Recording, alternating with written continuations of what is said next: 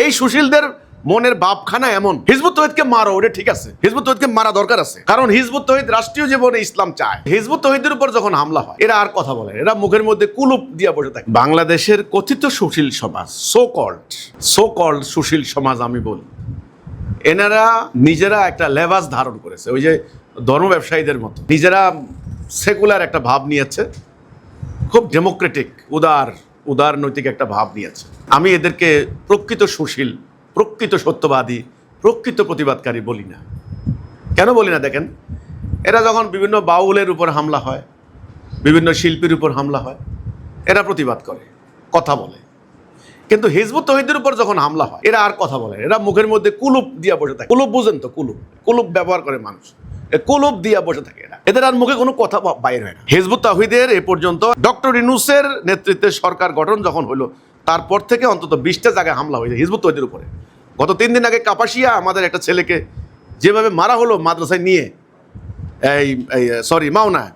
মাওনাতে নিয়ে, সেখানে মসজিদের ভেতরে কথিত সুফি হুজুরের নেতৃত্বে এগুলি করা হলো, কিন্তু কোনো প্রতিবাদ দেখি না। এরা কোনো প্রতিবাদ করবে না। প্রশ্ন হচ্ছে কেন করবে না?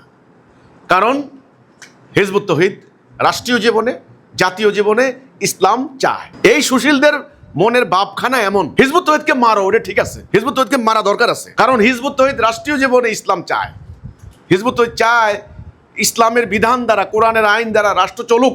হিজবুত তৌহিদ চায় রাষ্ট্রের সুদ যেন না হয়। হিজবুত তৌহিদ চায় আদালতে আল্লাহর আইনে বিচার হোক। অর্থাৎ রাষ্ট্রীয় জীবনে, জাতীয় জীবনে, কথাটা বুঝতে হবে। কিন্তু ইসলাম যারা চায় তাদেরকে এই সেকুলার বাম তথাকথিত উদার মনোভাবাপন্ন এরা কিন্তু আপনার সাপোর্ট করবে না।